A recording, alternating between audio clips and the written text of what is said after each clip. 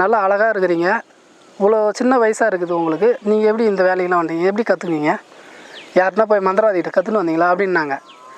இவ்வளோ நேரம் பேசின்னு இருக்கிறதுக்கும் அந்த பேய் வந்து இறங்கின பிறகு அவங்க பேசுகிற விதத்துக்கும் டிஃப்ரெண்ட்.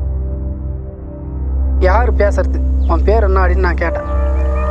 அப்புறமா அவங்க அனுபவத்தில் பார்த்ததை விட அவங்க ரொம்ப ஒரு டிஃப்ரெண்ட்டான பேய்னு வச்சுங்க. அது தேவைப்படுத்துனா நீங்கள் இவங்களை விட்டுட்டு வெளியே போவீங்க அப்படின்னு சொல்லி கேட்டதுக்கு, என்னால் டைரெக்டாக போய் எங்கள் வீட்டில் வந்து என் பசங்களை பார்க்கவோ பேசவோ முடியாது.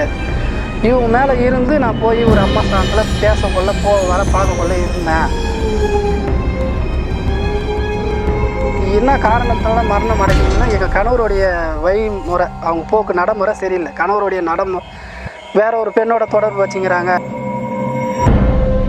அதை பற்றி அவங்க சொல்லலை. இவங்களும் எனக்கு ரொம்ப நாளாக தெரியும், இவங்கள்ட்ட நான் பேசியிருக்கிறேன், பழகிருக்கிறேன், நான் இதே ஊர் தான், பக்கத்து தெருவு தான் அப்படின்னாங்க. எப்படி நீங்கள் மரணம் அடைஞ்சிங்கன்னா, நான் தூக்க மாட்டேன்னு தான் இறந்துட்டேன் அப்படின்னாங்க. பசங்க எத்தனை இருக்குதுன்னா 2 பெண் பசங்க இருக்குது, பெண் குழந்தை 2 குழந்தை இருக்குது அப்படின்னாங்க.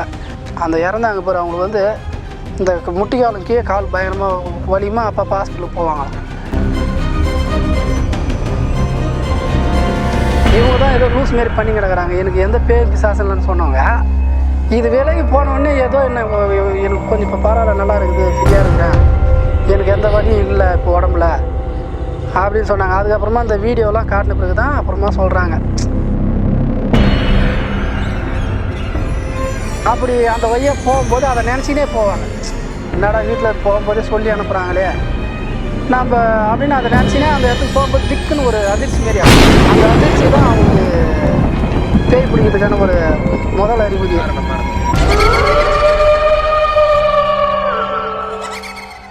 எல்லா நேரத்துலையும் அது வெளிப்படுமான்னா படாது.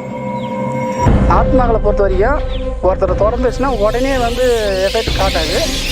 அதே சமயம் கம்பல்சரி அமாவாசை பௌர்ணமின்னா கண்டிப்பாக நைட்டில் வெளி.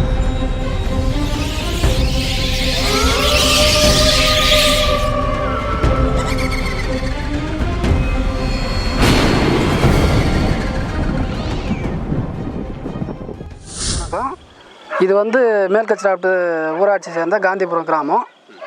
இதுதான் இந்த ஊருடைய ஸ்பெஷல் மலை. இந்த மலையில் வந்து நிறைய ஆன்மீக சார்ந்த தெய்வங்களும் தெய்வ விருட்சங்களும் இருக்குது. நான் இந்த கிராமத்தை சேர்ந்த ஒரு ஆள் தான். என்னுடைய அனுபவம் அப்படின்னு பார்த்தீங்கன்னாக்கா, என்னுடைய அனுபவத்தை சார்ந்ததாக சொல்கிறேன். நான் ஒரு சாதாரண ஒரு விவசாயி தான். ஆனால் எங்கள் அப்பா எங்கள் தாத்தா எல்லாம் வந்து தெய்வஸ்தானத்தின வழியில் தான் ஒரு ஆன்மீக பாதையில் போயின்னு இருக்கிறோம். விநாயகர் சாமி தான் நாங்கள் கும்பிட்றது, எங்களுக்கு குலதெய்வம் அதுதான். அப்படின்னும்போது நான் இப்போ எங்கள் அப்பாவுக்கு அடுத்து தான் நான் வந்து மினிப்பனுக்கு சேவை செஞ்சுன்னு வரேன். இப்போ ரியலாக இப்போது ஒரு குறுகிய காலத்துக்கு முன்னாடி என் அனுபவத்தில் நடந்தது என்னென்னா, இந்த பக்கம் திருக்கோயிலூர் பக்கம் அங்கே வந்து என்னை கூட்டின்னு போனாங்க. இந்தமாரி பேய் ஓட்டுறவங்க இங்கே இன்னும் கேள்விப்பட்டு என்னை வந்து கூட்டின்னு போனாங்க. அங்கே போன பார்த்து அதுவும் ஒரு கிராமம்தான். அங்கே மலைகள்லாம் இல்லை, பக்கத்தில் ஆறு மட்டும்தான் இருக்குது. அந்த ஊரில் ஒரு குளம், அங்கேயும் வந்து எங்கள் தெய்வம் முனீஸ்வரன் தெய்வம் அந்த குளத்தங்கரையில் இருக்குது. அங்கே போய் ஒரு நாள் பகல் போயத்தில் போயிட்டு பார்த்தோம், இடம்லாம் பார்த்தோம். ஒரு லேடிஸ் மேலே தான் அந்த பேய் பிடிச்சிருந்தது. அந்த பேயும் ஒரு லேடி தான்.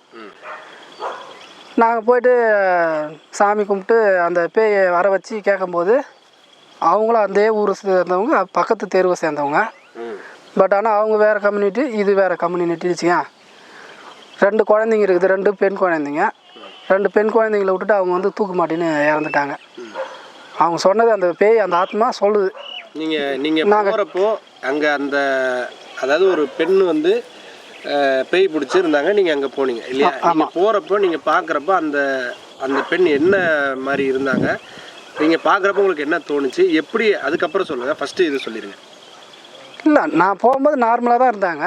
எல்லோரும் போல் நல்லா தான் பேசின்னு இருக்கிறாங்க, நார்மலாக தான் இருந்தாங்க. ஆனால் வந்து நைட்டு 12 மணி, ஒரு 11 மணிக்கு மேலே 12 மணிக்கு மேலே அவங்களுடைய ரியாக்ஷன், அவங்க பேசுகிறது, தூங்குறதில்ல, அவங்க நடவடிக்கையாக மாறிடுது அப்படின்னு சொல்லி தான் என்னை கூட்டின்னு போனாங்க. அதனால் வந்து அவங்களும் ஹாஸ்பிட்டல்லாம் போய் நிறையா ட்ரீட்மெண்ட் பார்த்துட்டு இல்லை இது எங்கன்னா கோயிலில் தான் போய் பார்க்கணுன்ட்டு கேள்விப்பட்டு என்னை வந்து கூட்டின்னு போனாங்க.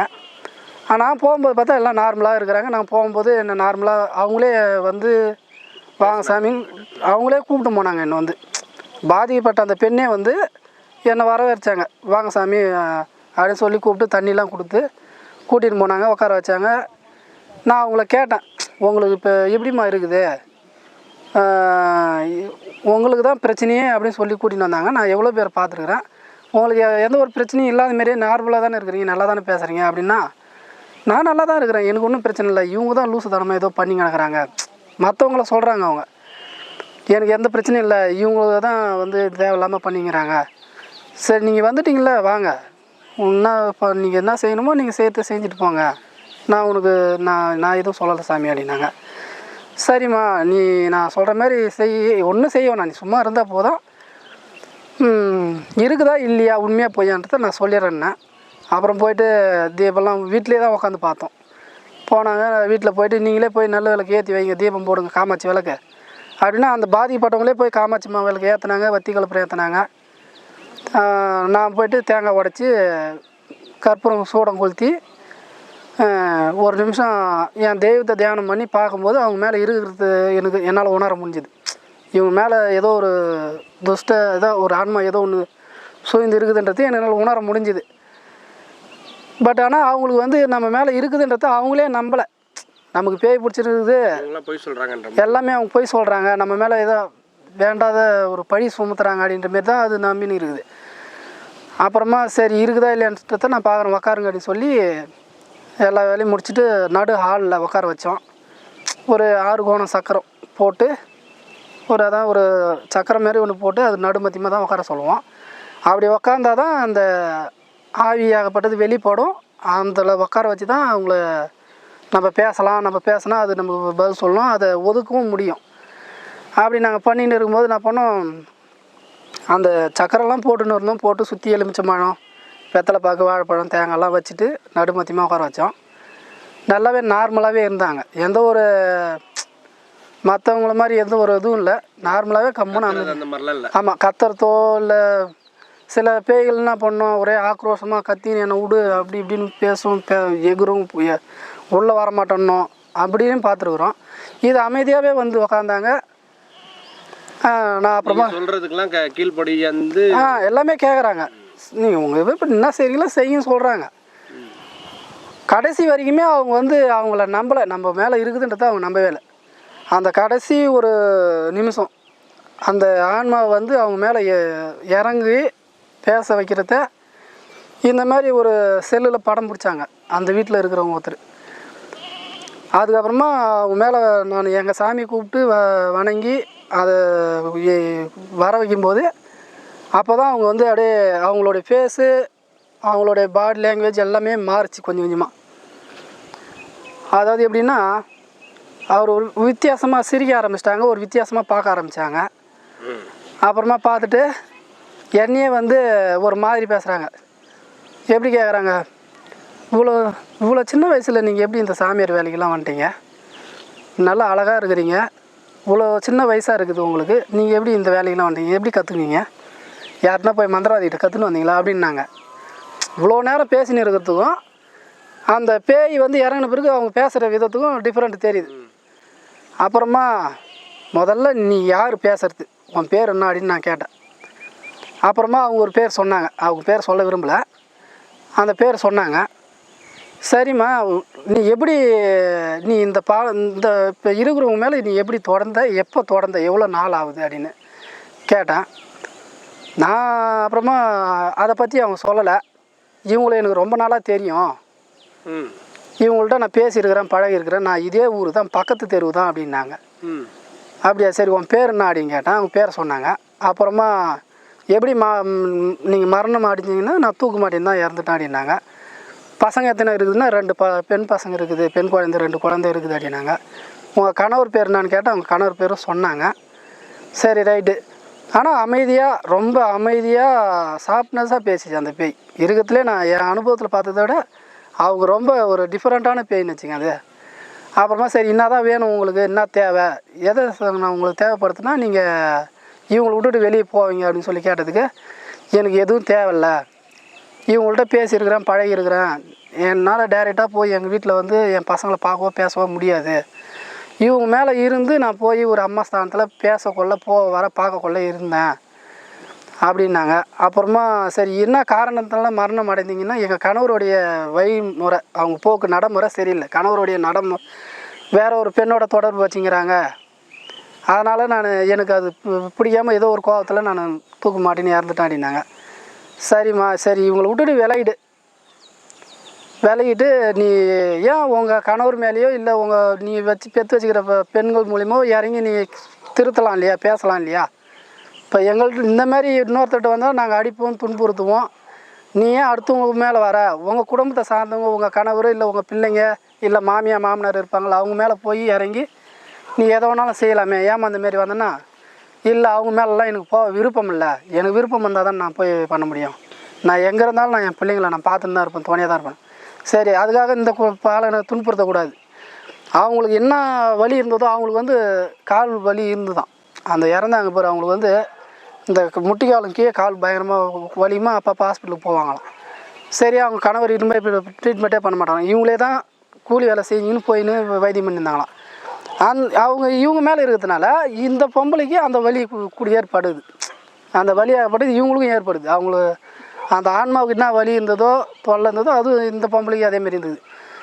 உன்னுடைய வலியை இவங்களுக்கு கொடுத்தா எப்படி ஆகுது, இவங்களுக்கு குடும்பம் இருக்குது, குழந்தை குட்டி இருக்குது, நீ வந்து விலகிறதாம நல்லது, நீ எனக்கு சத்தியம் பண்ணி நீ இந்த பாலனை விட்டு ஒதுங்கன்னு சொன்னேன். அவங்களும் கொஞ்சம் அவ்வளோ சீக்கிரம் ஒத்துக்கலை. அப்புறம் எவ்வளோ போராடி என்ன தான் உங்களுக்கு தேவையோ எதனா தேவைப்பட்டால் ஆசைப்பட்டதை கேளு, நான் கொடுத்து விட்றேன், நீ பாலனை விட்டு ஒதுங்கிடு, இதுதான் எங்கள் கட்டளாடின்னு பார்த்து. அப்புறமா சரி எனக்கு எதுவுமே தேவையில்லைன்னுடுச்சு, எதுவுமே ஒரு உணவோ உடுத்த துணியோ பூவோ போட்டோ எதுவுமே கேட்கல, நான் வந்த மாதிரி நான் போயிடுறேன், என்னால் அவங்க குடும்பத்தில் கஷ்டம் வேணாம், எந்த வழியும் நான் கொடுக்க மாட்டேன், நான் போன உடனே அவங்களுக்கு சரியாயிடும் அப்படின்னு அந்த ஆவி ஆத்மா சொல்லிச்சு. அதுக்கப்புறமா நீ சத்தியம் பண்ணி எனக்கு உச்சி முடி எடுத்து கொடுங்கன்னு பார்த்து கல்புரம் ஏற்றி வச்சோம், சத்தியம் பண்ணிச்சு. அந்த உச்சி முடி எடுத்து கொடுக்க பார்த்து நாங்கள் கட் பண்ணோம், ஒரு நிமிஷம் மாணிங்கி வீந்துட்டாங்க. வீந்து கொஞ்சம் ஒரு 5 நிமிஷம் கழிச்சு தண்ணி தெளித்து எழுப்பின உடனே இந்த மஞ்சள் நீர் கரைச்சி வச்சு இந்த தெளிப்போம் நாங்கள், மாட்டு கோமியம் இதெல்லாம் போட்டு தர்பப்புல் போட்டு வச்சுருந்து தெளித்து விட்டோம்னாக்கா அது எதுவும் சரியாயிடுன்னு வச்சுக்கா. ஏஞ்சி பிறகு அந்த கால் வலியில் இருந்ததெல்லாம் உண்மைதானா, அப்போ ஏஞ்சி ஃப்ரீயாக இப்போ யாரோ என்னை விட்டு போன மாரி இருக்குது, யாரோ என்னை ஏதோ என்னை விட்டு ஒரு என்ன சொல்கிறது, என்ன வெயிட் குறைஞ்ச மாதிரி ஒரு தலை செமையாக இருக்கிற மாதிரி ஏதோ என்னை விட்டு போன மாரி இருக்குதுன்னு அப்போ சொல்கிறாங்க. நான் போகும்போது சொல்லலை, இவங்க தான் ஏதோ லூஸ் மாரி பண்ணி கிடக்குறாங்க, எனக்கு எந்த பேய் பிசாசு இல்லைன்னு சொன்னவங்க இது விலைக்கு போனவுடனே ஏதோ எனக்கு கொஞ்சம் இப்போ பரவாயில்ல நல்லா இருக்குது, ஃப்ரீயாக இருக்கிறேன், எனக்கு எந்த வலியும் இல்லை இப்போ உடம்புல அப்படின்னு சொன்னாங்க. அதுக்கப்புறமா அந்த வீடியோலாம் காட்டின பிறகு தான் அப்புறமா சொல்கிறாங்க, ஓ ஆமாம் பக்கத்து தெருவில் இந்தமாரி ஆனது உண்மை தான் இருக்கிறாங்க தான் அப்படின்னு. அப்புறம் அன்றைக்கி நைட்டு அங்கேயே தங்கியிருந்து மறுநாள் காலையில் மறுபடியும் எல்லாருக்கும் தீர்த்தம் கொடுத்துட்டு பார்த்துட்டு அங்கேருந்து அப்புறமா புறப்பட்டோம். அது உண்மைதானா இருக்குது, அவங்க சொன்னதெல்லாம் உண்மைதான்றது நாங்கள் போய் விசாரணை பண்ணி பக்கத்து வீடு தானே அப்படின்னு பக்கத்து தெருவில் போய் அவங்க அந்த கணவரை கூப்பிட்டு நாங்கள் பேசிகிட்டே வந்தோம். அதுக்கு அந்த ஆள் எல்லாமே அவங்க அந்த குழந்தைய பார்த்துக்கிறாங்க, இருந்தாலும் இப்பயும் வந்து அந்த ஆள் வந்து சரியாக பிள்ளைங்களை பார்க்காம மாற்ற ஒரு ஆளு கூட தான் சம்பாரிச்சு கொடுத்துன்னு இருக்கிறாங்களாட்டுது. இதை வந்து அவங்க அப்பா அம்மா தான் அந்த குழந்தைங்கள வளர்த்துன்னு வராங்க. அதனால் பேய் பிசாசு இருக்கிறது உண்மை, 100க்கு 100 உண்மை, அதில் வந்து மறுக்க முடியாத ஒரு விஷயம்னு வச்சுக்கேன். தெய்வங்கள் இருக்குது, அதேமாரி அமானுஷ்ய சக்திகளும் ஆவிகளும் இருக்குது. அது எல்லோரும் வந்து அனாவசியமாக வந்து பிடிக்காது, ஒன்றையோ என்னையோ இல்லை போகிறவங்க வரவங்களோ பிடிக்காது. அவங்களுக்கு சம்மந்தப்பட்ட அதாவது ஏதாவது ஒரு அவங்களுக்கு எதனா ஒரு இது இருந்தால் மட்டும்தான் அவங்களுக்கு பிடிக்கும், மற்றபடி எல்லாரையும் பேய் பிடிக்காது. கொஞ்சம் வீக்காக இருக்கிறவங்கள பிடிக்கும். கண்டிப்பாக பயம் இருக்கிறவங்க, ஒரு பயந்த சுபாவம் சொல்லுவாங்க ஊரில், அந்த அந்த ஆலமரத்துக்கு நிற்கே போகக்கூடாது, பனை மரத்துக்கே போகக்கூடாது, இந்த காட்டு ஓரமாக இந்த ஓரம் போகக்கூடாது, இப்போ அங்கே மினிக்குது பேய்க்குதுன்னு சொல்லுவாங்க. அப்படி அந்த வழியாக போகும்போது அதை நினச்சினே போவாங்க, என்னடா வீட்டில் போகும்போதே சொல்லி அனுப்புகிறாங்களே, நம்ம அப்படின்னு அதை நினச்சினே அந்த இடத்துக்கு போகும்போது திக்குன்னு ஒரு அதிர்ச்சி மாரி ஆகும். அந்த அதிர்ச்சி தான் அவங்களுக்கு பேய் பிடிக்கிறதுக்கான ஒரு முதல் அறிகுறி காரணமாக அதுதான் இருக்கும். அப்படியாப்பட்டவங்கள தான் அது அட்டாக் பண்ணும். ஒரு மன தைரியம், ஒரு தெய்வ வழிபாடு இல்லை அப்படி ஒன்று இல்லவே இல்லை அப்படின்னு இருக்கிறாங்க பாரு. சில பேர் தெய்வமும் கிடையாது பேயும் இல்லைன்னு இருப்பாங்க, ஒரு தைரியமாக போவாங்க வருவாங்க, அவங்களையும் சீண்டாது. அதேமாரி தெய்வ வழிபாடு இருக்கிறவங்களையும் எதுவும் பண்ணாது. அந்த மன பயமும் அந்த இதுவும் இருக்கிறவங்கள மட்டும்தான் அது அட்டாக் பண்ணும். அதிலே அதான் சாந்தமான ஆத்மாக்களும் இருக்குது, கொஞ்சம் ரொம்ப ஆக்ரோஷமான ஆத்மாக்களும் இருக்குது. அந்த ஆத்மாவை பொறுத்தது அவங்க உடல் பாதிப்பு மாற்றங்கள் எல்லாம் அப்படி தான் வரும். என்ன இம்பாக்ட் இருக்கோ அது கண்டிப்பாக யார் மேலே இருக்குதோ அவங்களுக்கு வரும், அது இருக்கும். அதேமாரி வந்து எல்லா நேரத்துலையும் அது வெளிப்படுமான்னா படாது. ஆத்மாக்களை பொறுத்த வரைக்கும் ஒருத்தரை தொடர்ந்துச்சுன்னா உடனே வந்து எஃபெக்ட் காட்டாது. அதே சமயம் கம்பல்சரி அமாவாசை பௌர்ணமின்னா கண்டிப்பாக நைட்டில் வெளிப்படும். ஒரு சிலது வந்து பகல்லே கூட வெளிப்படும், பௌர்ணமி அன்று இல்லை அமாவாசை அன்னைக்கு. அப்போ தான் நம்ம தெரிஞ்சுக்கலாம். அதேமாரி ஏதாவது ஒரு ரொம்ப ஒரு ஆக்ரோஷமான அதிசக்தி வாய்ந்த ஒரு கோயிலுக்கு உள்ளே போகிறோம்னா அங்கே போனால் வெளிப்படும். அவங்கக்கிட்ட இருக்கிறது கண்டிப்பாக தெரியும். அவங்களுடைய மாற்றங்களே வேறு மாதிரி இருக்கும். இல்லைன்னா அவங்க கோயில் உள்ளே போக மாட்டாங்க, அதை கோயிலுக்கு போகிறது தவிர்த்துருவாங்க. அப்பயே தெரிஞ்சுக்கலாம்.